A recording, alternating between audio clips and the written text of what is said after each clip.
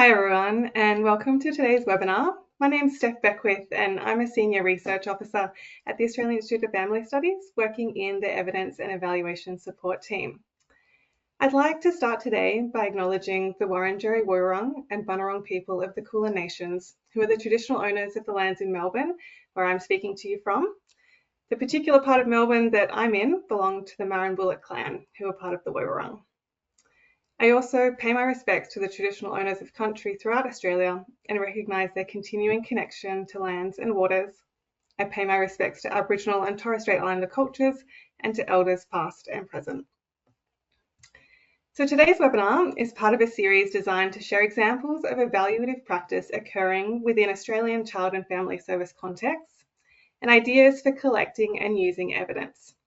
The format is a little bit different to our usual webinar program in that it will be a brief conversation between myself and a guest. Today, my guest is Lena Atuk, who is the Director of Research and Evaluation at Culturally Inclusive Research Centre Australia, or CIRCA. Hi, Lena.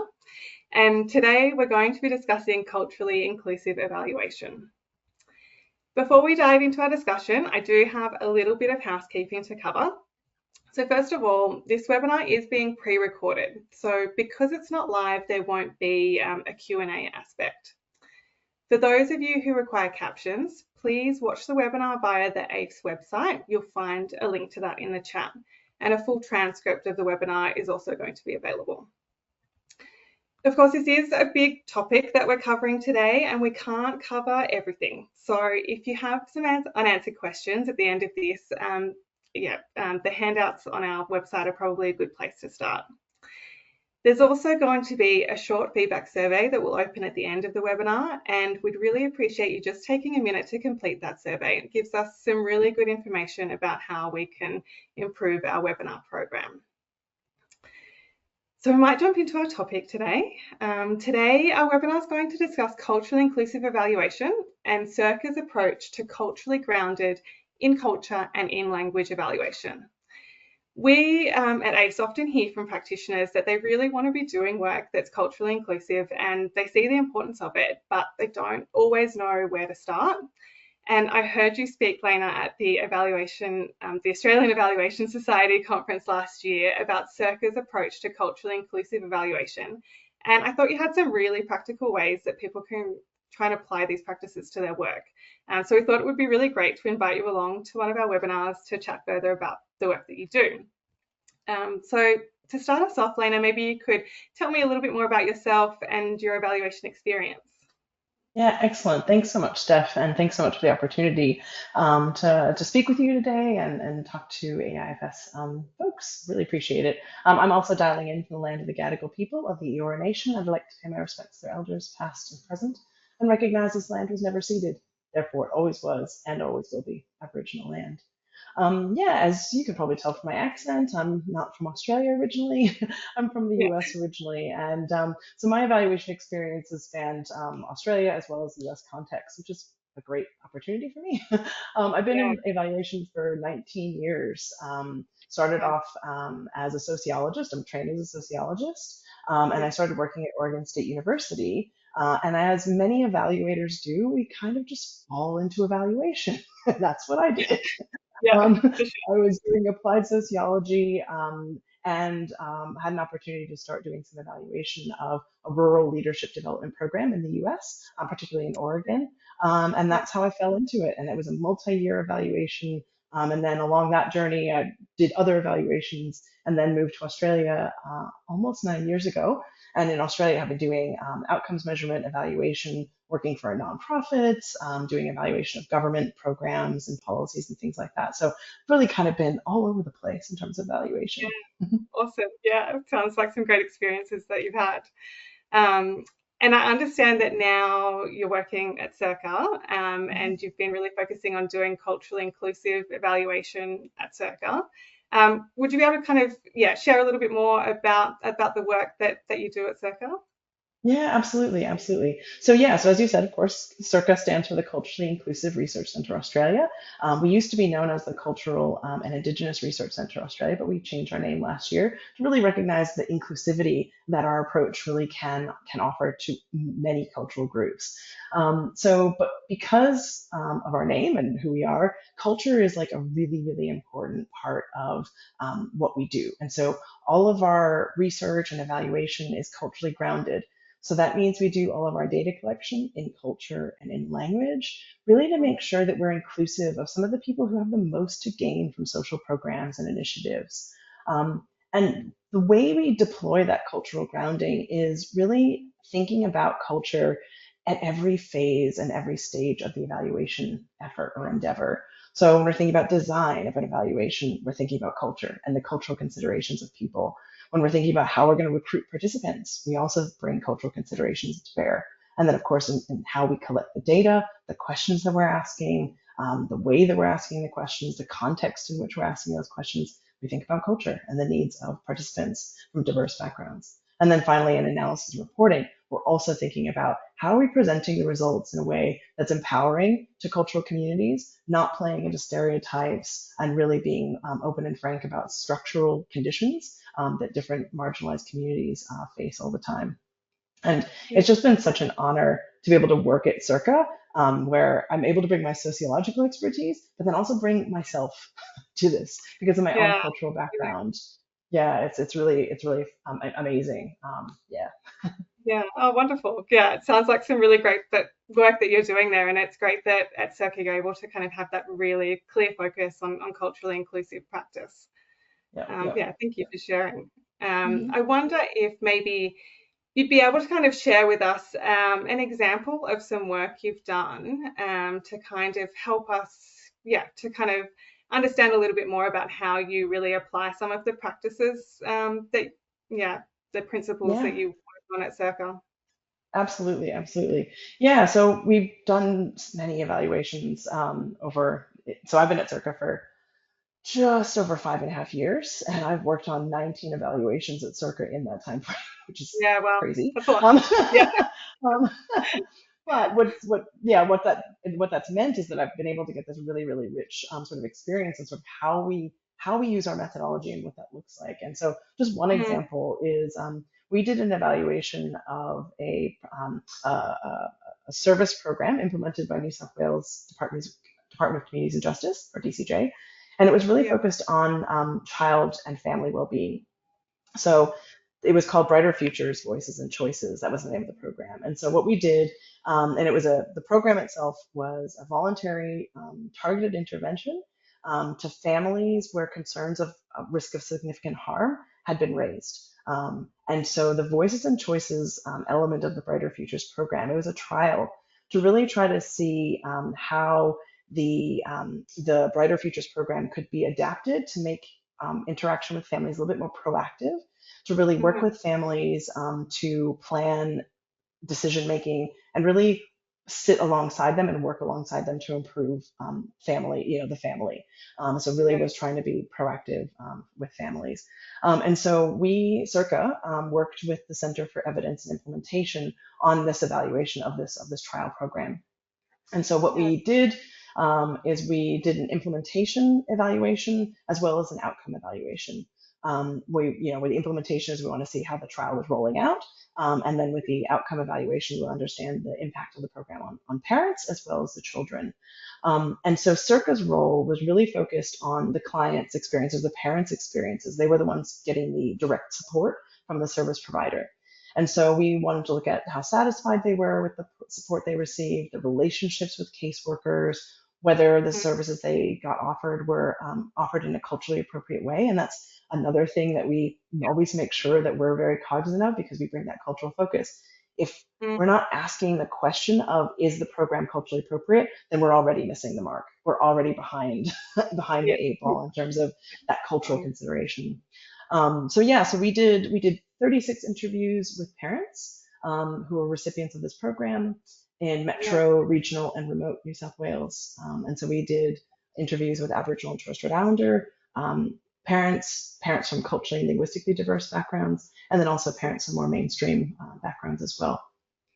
Yeah, oh, wonderful. Sounds like a Yeah. really, yeah, interesting evaluation that you did. Um, and I'm just, yeah, I guess I'm wondering if you could kind of share a little bit more detail around how it is that you really made that evaluation work for the participants that were from Aboriginal and Torres Strait Islander backgrounds, or from culturally and linguistically diverse backgrounds. What are kind of some of those practices that you used within that evaluation to really make it work for them? Yeah, absolutely, absolutely.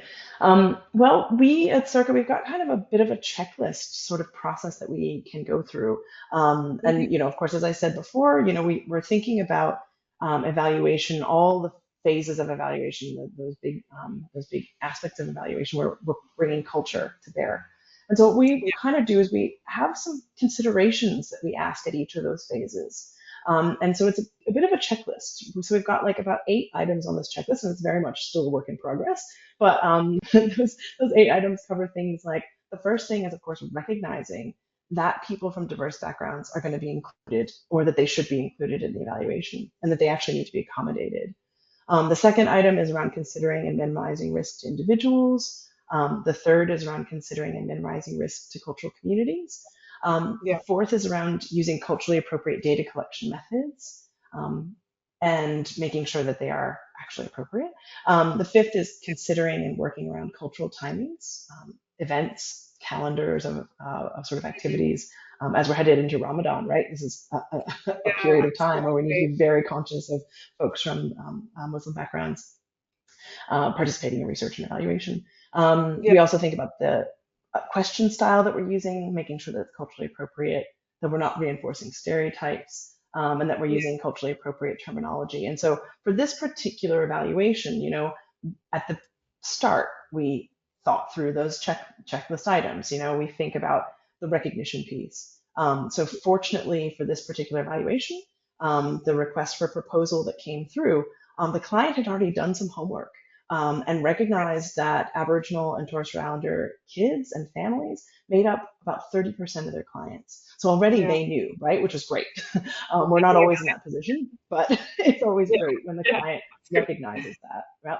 And they even in the RFP, again, recognized that folks from culturally and linguistically diverse backgrounds were part of the population, but they didn't give any estimates in terms of how many and or things like that. So Mm, in the RFP process, or in the development of our proposal, we had to think about that recognition. So we looked at the data. We also recognized that folks from CALD backgrounds, the CALD community or CALD community is a very big and diverse community. You've got folks who are second generation migrants, third generation migrants who still identify with a language background, but their English proficiency is probably pretty high. Then you've got mm, first generation migrants whose English may be not so great or from mm, different backgrounds. And so we recognize that English proficiency is a really important factor for how folks are navigating a service, yeah, or a program. And so, yeah, not that low English proficiency was something that we really keyed into at that point to say, you know what, it's not just good enough to say our evaluation will speak to people from culturally and linguistically diverse backgrounds. Let's be specific. mm, Let's speak with folks with low English proficiency, mm, and other folks, from other diverse backgrounds as well. So that right. recognition piece that's like the first checklist, right? Because if you don't recognize, you're gonna you're gonna miss, right? Absolutely, yeah. It's a really crucial starting point. Yeah, It is. It is. And for this evaluation, we also thought about like the risk to individuals, and communities. And so we did go through an ethics process for this well, for this evaluation, and many of our evaluations we do, but we consider mhm, the risks to children. And for this particular evaluation, we didn't do interviews with kids, for a couple of reasons. One, kids weren't yeah, the ones that are the direct beneficiaries. The parents were the ones directly receiving the service from they were the ones having the conversations with the service providers. yeah, So we thought, okay, that makes sense. But then also, there is a risk to involving children in research, and we always want to make sure that we're not involving people unnecessarily. And mm, so we considered that risk, and also considered the community risk, because the data that we were collecting was going to be representing different cultural communities. And so yeah, how is it that we actually have to navigate that?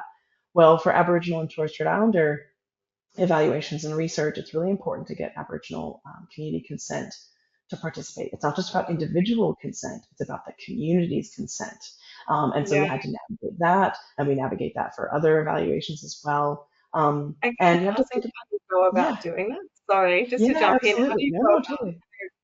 getting community consent rather than like, Yeah, yeah, because I guess most of us do kind of think about individual consent rather yep, than it being on that community level. yep, absolutely. Yeah, it's a really important question. And there isn't a hard and fast rule around this. Every Yeah, ethics committee, every Aboriginal ethics committee, depending on the shape of your program, and the ethics committee is going to have a slightly different sort of requirement. So it is yeah, really important to understand the context in which you are working, or mm, the state and territory in which you're working, and the mm, ethics committee's requirements. Um, yeah, but for this particular project for New South Wales, that community consent can be demonstrated a couple of different ways. mm, Well, and actually for this one, we would have had an Aboriginal advisory group mhm. who actually reviewed our evaluation and provided us input into it. Yeah, yeah, great. Other times you might do an evaluation where the actual service providers are, so the service providers of the program you're evaluating are an Mm, Aboriginal community controlled organization. And so if you get their consent, that is community consent. So it really yeah, depends on the structure of the program yeah, and the absolutely. requirements. Yep. Yeah, thank Yep. you Yeah, for no kind of worries, no worries. putting it in. Yeah, Continue. no, no. I mean, it's a fascinating, and also I should also say that ethics process, um, it's always changing. There's Mm, no like, I mean, and I think most ethics committees, like, there's evolution, right? We recognize that research that was done 10 years ago might not be up to scratch for how we would ethically do it these days, and the same goes for Aboriginal ethics committees as well. So it's really important to sort of keep your fingers on the pulse of yeah, how those definitely. ethics committees, those requirements change over time. Yep. Yeah, it's Yep. a really important point. Yeah, Yeah, absolutely. Yeah, and so for this, also for this evaluation, our data collection methods were also really, really important, and that was key to how we went around this evaluation. So for this particular one, we did, as I said, interviews with the yeah, parents, and we did interviews in language and in culture. So the interviewer was from the same cultural background or linguistic background as the participants, yeah, unless great. the participant indicated they actually didn't want that type of pairing. There Yeah, are good. situations, particularly Mm, in this one, you can probably imagine, right?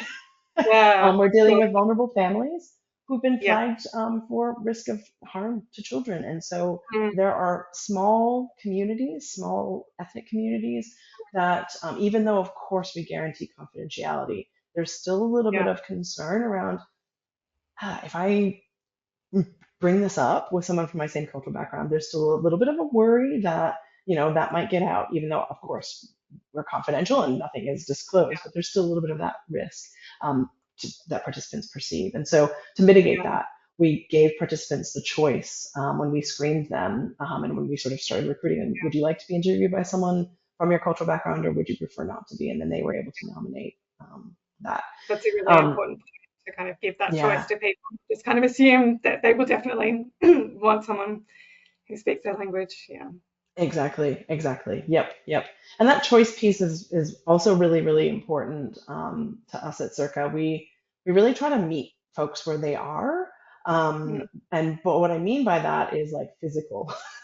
Like yeah, if they want to be if they want to do an interview in person, we'll meet them wherever they want to meet. mhm, Cafe, a library, community center, a restaurant, what have you. yeah, Or if they prefer, I mean, folks with kids, oftentimes it's actually easier to do like a Zoom interview yeah, because they can have the definitely. kids in the background playing over here, and they can just be, talking to the interviewer and still keep an eye on, what's happening. But really Yeah, giving folks that choice is really important. allowing Yeah, flexibility. yeah, absolutely, absolutely. So yeah, and so as we did our data collection, we, as I mentioned before, we made sure to ask questions about, are the services that are being delivered, were they done so in a culturally appropriate and safe manner, and really unpacked that with folks to say, okay, to what extent, did your service provider help you connect with your culture? Did they prioritize your cultural ties just as much as Mm. achieving like a parenting type of skill or something like that? And so Yeah. that was a really critical part of the way that we asked the questions, the actual questions we asked, Mm. and our methodology as well. Yeah. That's So good. yeah, those are just a couple of ways that we kind of apply that checklist to this particular evaluation. Yeah, thank you. Thanks for sharing that. It's really helpful to get a kind of clearer sense of how you would apply those checklist points. And I really love the idea of a checklist actually, and kind of being able to kind of every time you're working on a new program or throughout working on a program, being able to have those points to kind of go back to and reflect on how are we going with each of these different steps. It kind of provides that point for reflection. It's really handy, I think. Um, Yep, totally. you were talking about that you kind of provide interviews in language, and where giving that choice to people, but where you can, or where people prefer to, really doing interviews in language, which seems like a really important part to me. Kind of communication and being able to speak to people in a language that they feel most comfortable speaking in is a really important part of supporting engagement and people to being able to participate. But I'm curious to know how you kind of managed to do that, I guess. Like, there's a lot of languages spoken in Australia, and yeah, I mean, you could have people from all different backgrounds working in a project. So yeah, I'm curious how you manage that. Yeah, absolutely. Carefully. Yeah, Is the short answer. yeah, No, I mean it's so the way that we manage it is very unique to our organization and our research firm. yeah, And it's but there's also some lessons that can be sort of applied to folks that don't necessarily work, here or with us. But the way mm, that we go about it is we actually have a network of research consultants across the country, and that network can be tapped at any moment to be able to deliver data collection or deliver, research in that language. And so we have worked over 25 years to cultivate this network, and our network right now is about 250 research consultants across the country who yeah, are well, native speakers yeah, of over 50 languages, and who are Aboriginal and Torres Strait Islander. And so with that network, we're constantly growing that network as well. So if anyone who's listening to this has anyone with a well, sort of research interest and background, who has mm, language, who's a native speaker of non-English languages, get a hold of us. yeah, But yeah, so that's how we do it. So because we couldn't maintain a full staff that represent all the languages. There's also emergent yeah, language groups and communities, so you have to be responsive. And so with that network, we're building it and we cultivate it, and make sure that they've got all the research skills and capacities that they need to be able to work on projects. But yeah, we're able yeah. to mobilize it in that way. Yeah, oh, that's great. And then I guess it's really about those relationships, isn't it? And it does take time. I suppose you're at a point now where the organization's been going for a period of time where you've been able to develop those relationships and have those connections to be able to do that work. Yeah, it's wonderful. Yes, yes, Yeah, yes. Relationships is key to yeah, everything. yeah, absolutely. But it's also like, I mean, I think it's key to make sure that our research firm like succeeds, but it's also relationships is also just it's like such a core element of doing culturally appropriate research. It's Mm, recognizing that relationships and relation building through the evaluation research process is just as important as the research outcome. yeah, And that has absolutely. been like, for me, that's been a bit of a shift, coming into this work from more, sort of traditional standard mainstream kind of evaluation and research. It's really Yeah, recognizing how relationships need to get built through this. It's just yeah, as important as everything else. absolutely. Hmm. And that does take time though, doesn't it? The relationship building, and I think often about trying to be able to build that time into projects that you're doing as well. Yeah, Yep, yep, yep. yeah. Um, we've been talking kind of quite a bit about the process of when you're doing an evaluation at the time. I'm just wondering a little bit more about when you're at those earlier stages of setting up an evaluation project and developing your monitoring and evaluation plan and things like that. For this project, were there cultural considerations that you thought about at that phase as well? Yeah, for this particular project, which was actually kind of unique, we didn't have to develop an M&E framework or a monitoring and evaluation framework for this one. The DCJ at New South Wales Departments of Community Justice had already created one. So our evaluation consortium could kind of just slot in and just implement Right. the data collection, or Yeah. implement the evaluation. But typically, as I said, this one was unique. Typically, we are developing a monitoring and evaluation framework, and yes, absolutely, we think about the cultural considerations as we're developing the logic model, as we're Mm, developing the theory of change or the reporting plan. And we're also thinking about it in the stakeholder engagement sort of aspect of an M&E framework. Who are the stakeholders we're going to engage, and how, yeah. recognizing that different cultural communities are going to have a different stake, and recognizing that they need to be engaged in an appropriate way. So absolutely, yes, we do think about those things. I mean, one of the things that I often think about when we're evaluating the big programs that are sort of whole of population programs, um, Mm, very rarely, or I guess I should critique. I should just say what I like to do is when we're thinking about developing a logic model is identifying equity mhm. outcomes in that logic model. Because yes, we say that this program might be delivered to a pretty large, let's say all children in New South Wales, right? That is a Yeah. very diverse population. So in Yeah. your logic model, as you're thinking about how you're going to be measuring things, measuring that equity, which kids are benefiting the most? Is it by Mm, demographic characteristics? Is it by socioeconomic status? Things like that. Bearing those yeah. kinds of questions in mind is again part of that recognition piece. Yeah. Because if we don't recognize and we don't call out the cultural diversity of the population, you're going to Mm, miss it because you're not going to be paying attention to it. yeah. Yeah. Yep, Absolutely. Yeah, it's really important to be kind of thinking about these things right from the outset as you're kind of planning and developing an evaluation to think, yeah, exactly. how you can do it well. Yeah. Yep, Oh, yep. Yeah, and that is like the thing that I think that's the pitfall I think that folks fall into most easily. They don't mm, realize that there's cultural diversity until they're already like down the track and doing yeah. data collection. They get to like, oh wait, oh I'm suddenly potentially going to do an interview tomorrow with someone who speaks Mandarin. Oh shoot, like I don't speak Yeah. Mandarin. Like, Yeah. but like yeah, What just are we gonna do here? Yeah. think about it a little earlier. Yeah, yeah, absolutely. Yeah, I think it's a really important point to be thinking about this. Yeah, really from the outset and thinking about who your community is and who are the people you're going to be trying to speak to. Yeah, Exactly. absolutely.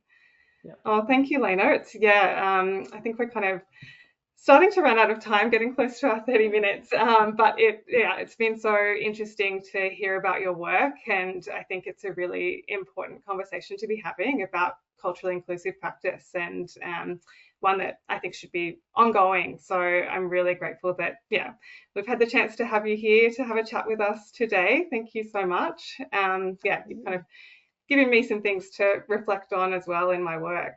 Thank you so much for taking the time. My pleasure. My pleasure. Absolutely. Good. Thanks for the chat, Steph. And I'd also just like to thank the audience for coming along today and being engaged with this new webinar format that we're running. Hopefully it's been an enjoyable experience for you and you've had some good takeaways from today as well. And I'd also really love to thank our amazing communications team who are doing everything in the background to make this webinar happen. It really couldn't happen without them. So a huge thank you to everyone who's involved. Please go and subscribe to the Evidence and Evaluation Support Team newsletter to hear more about what's going on with our team. And please also fill in the feedback survey when this webinar closes. Being evaluators, we're really keen to get your feedback so that we can really try and improve our programs as much as possible. So I will leave it there for today. We really look forward to you joining us at our next webinar. Take care and we'll see you soon.